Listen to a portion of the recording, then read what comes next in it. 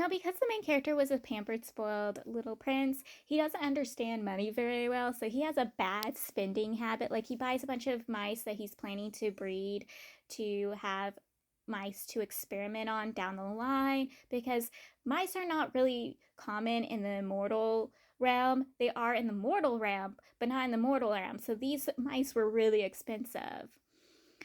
And he wants, mice that he can test on, experiment, scientists do with mice.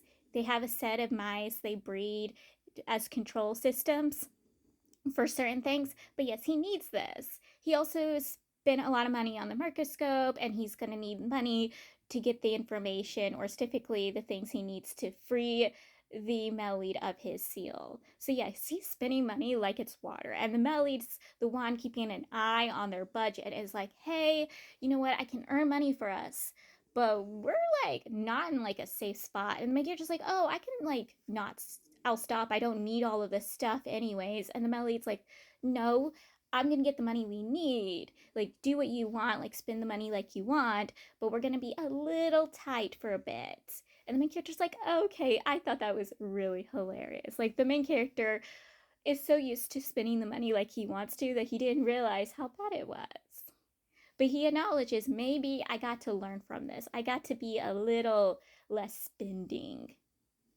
The male lead's like, hey, why don't we open up our own business?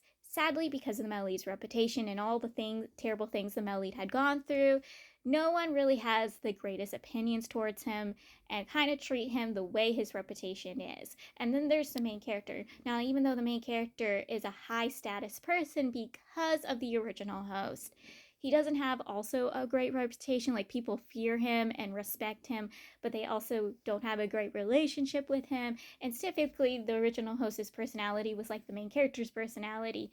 He's very anti-social. He's terrible at communication. He isolates himself. He hides out. Like, he doesn't know how to communicate with people. And that's the sad part for the main character. He's exactly the same way, because he stutters whenever he talks to somebody that's not the male lead and his friend, the poison master. So they need a business partner. And the main character's like, well, I have a business partner we could use, and it's typically my friend, the poison master. The friend shows up and he brings his pet snake, who absolutely adores the main character because the original host had saved him centuries ago, and he wanted to stay with the original host, but the original host is like, no, you're gonna go stay with my friend the poison master. I like to be by myself with my servants, and that is it. Like, I cure you, I'll take care of you, I'll treat you special when you're under my care, but once you're out of my care, I don't want anything to do with you.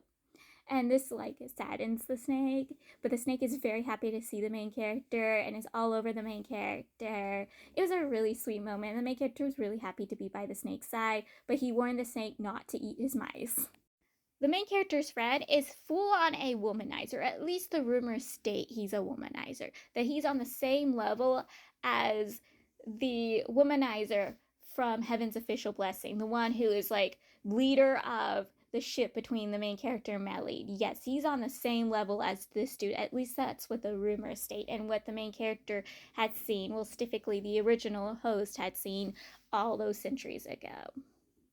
This man is also a humongous prankster. He likes to pull pranks. He likes to mess around when he's at the main character's place. And he typically pulls some pranks on the male lead. And it's typically to test if the male lead is actually loyal to the main character, or if he's working for a mastermind that's trying to take the main character down. He's like, he got his eyes on the male lead. But he's also a yandere. We see this down the line, that he is just as bad and down for the main character as the male lead is for the main character. Like, he wants it. And we know that there was a issue and problem between him and the original host. Like, they didn't talk for years.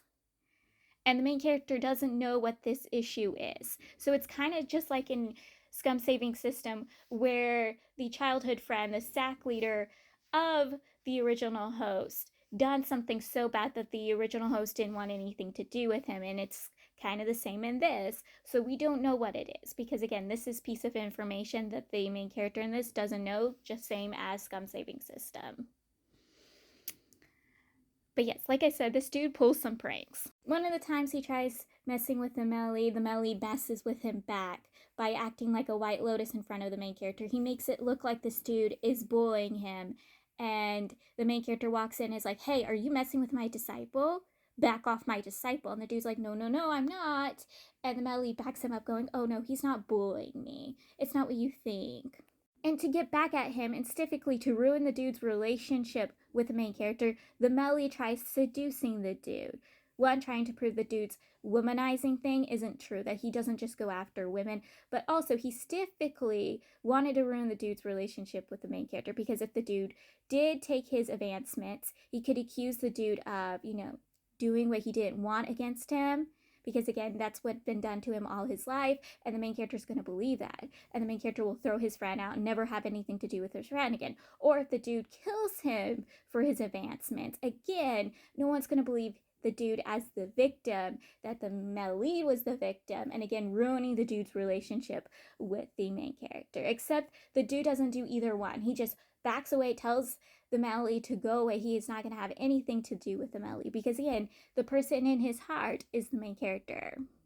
Well, to get back at the male lead for that, the dude is like, oh, I am going to see the male lead's true fantasies and desires. So he sends one of his insects to eat that up, and then he will show that instinct to the main character, showing the main character the male lead's true intentions, and humiliate the male lead in front of the main character.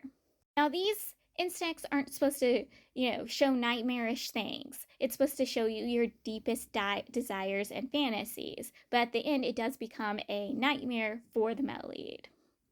The male lead, in his dream, became a warrior, a converter. He wanted to be a warrior just like his elder brother was, who was the crown prince of their country before that country was destroyed.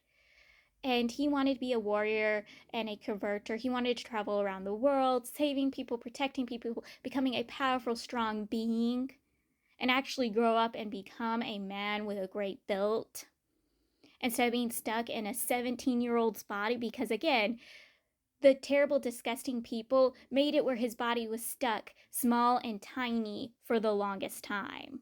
Because again, they are disgusting. So he didn't get to grow and age and become a sturdy older man like he wanted to.